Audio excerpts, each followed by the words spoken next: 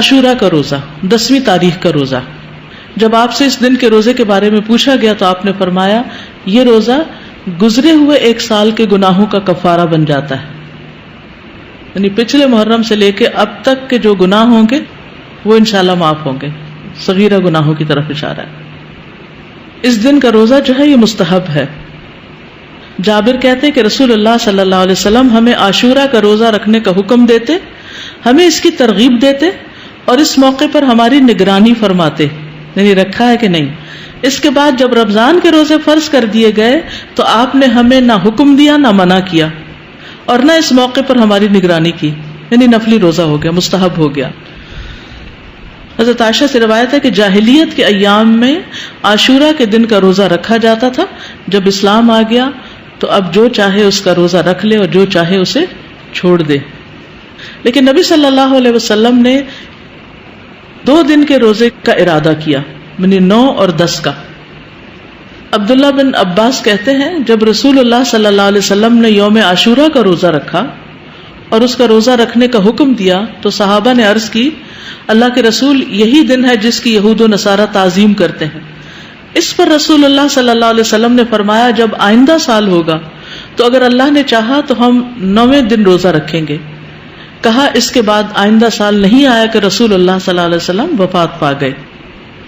ٹھیک ہے, تو افضل کیا ہے 2 دن کا رکھ لیا جائے, 9 اور 10 کا. اور 9 محرم جو ہے بعض کے نزدیک 9 اور بعض 10 دونوں کو عاشورہ کا دن بھی کہا جاتا ہے. پہلا عشرہ ہے نا اس میں, جی نہیں 11 والی روایت ضعیف ہے. یعنی بعض کہتے ہیں 10 اور 11 بھی رکھ سکتے ہیں, لیکن یہ کہ 11 تاریخ کے روزے کی روایت ضعیف ہے. اصل میں 9 اور 10 ہی ہے. ابن القیم کہتے ہیں کہ ابن عباس کا یہ کہنا تم محرم کا چاند دیکھو تو گنتے رہو اور 9ویں تاریخ کے دن کی صبح روزے کی حالت میں کرو. تو اس سے مراد یہ نہیں کہ عاشورہ 9ویں تاریخ کو کہتے ہیں, بلکہ ان کی مراد یہ ہے کہ 10ویں سے پہلے 9ویں کا روزہ بھی رکھو, کیونکہ آپ نے فرمایا تھا کہ اگر میں زندہ رہا تو روزہ رکھوں گا. تو یہ ایک طرح سے آپ کی سنت ہو گئی, کیونکہ آپ نے اس کے بارے میں خود صحابہ کو ترغیب دلائی.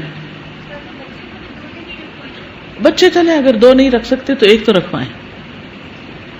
اور یہ جو الفاظ ہیں نا سلسلۃ الاحادیث الضعیفہ کے کہ اگر میں زندہ رہا تو یوم عاشورہ سے 1 دن پہلے یا 1 دن بعد میں روزہ رکھنے کا حکم دوں گا, یہ روایت ان الفاظ سے منکر ہے, یعنی اس کا انکار کیا گیا ہے, اس کی سند ضعیف ہے.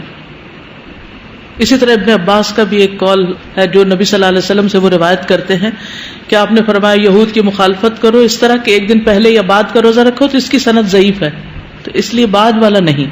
ابن تیمیہ رحمہ اللہ کہتے ہیں صحیح بات تو یہ ہے کہ 9 اور 10 دنوں کا روزہ رکھنا مستحب ہے, کیونکہ آپ کا آخری حکم یہی تھا کہ اگر میں اگلے سال زندہ رہا تو 9ویں کا بھی ساتھ رکھوں گا.